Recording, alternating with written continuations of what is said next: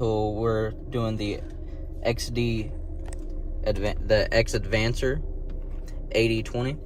It came in a little pack like this and came with a nice little guide to help you set it up. For this scan tool, you need to download the Advancer AD20 app. That's what it looks like.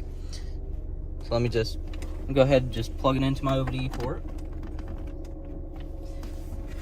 I already have this set up, so it's just going to find it. It's going to connect to the device that I plugged in. This app is a little bit slower than the one previous.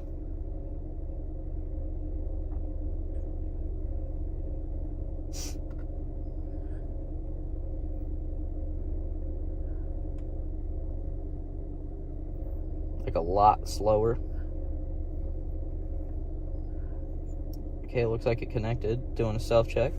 See, when it self-checked, it immediately found the code. Just gonna click trouble scanning. It has a couple different features, like it has freeze frame on this. It has you can view all your sensors, and that's pretty good. From what I see, it's always gonna be this car. It would be pretty cool if it was like the vehicle you were doing it on. But the OBD fault check, it scans all the systems and it'll tell you if you find something abnormal. And then at the end, it'll pop the codes up and give you. And this is everything it scanned.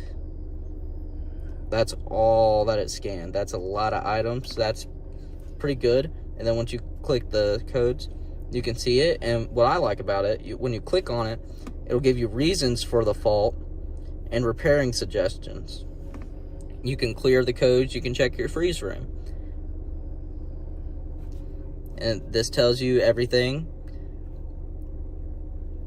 from the tip it was to the pressure in the manifold to the RPMs. You back out, you can do an in-depth check. I tried to do it, I couldn't get it to work. It might just be my connection. You can see live data, the MIL lamps.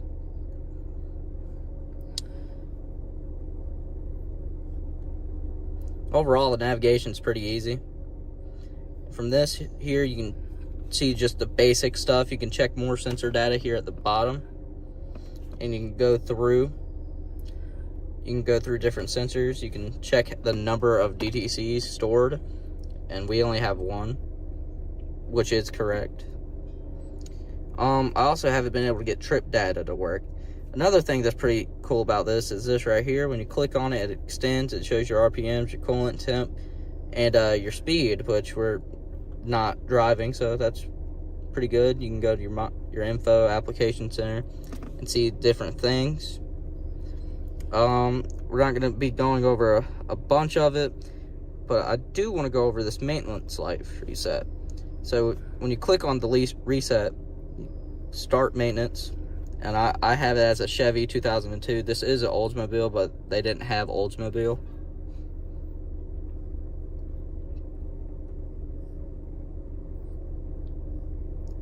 Yeah, overall this app's a tad slow, but it could just be my connection.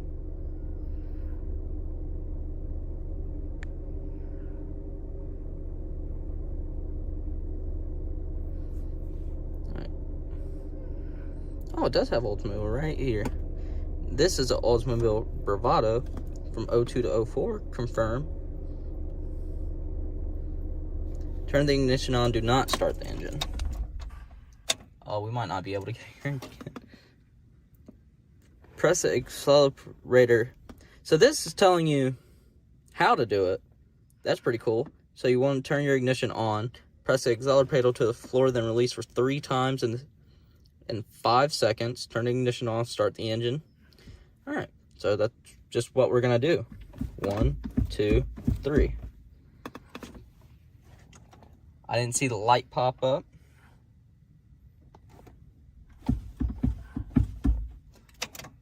But then again, we don't have a good battery here.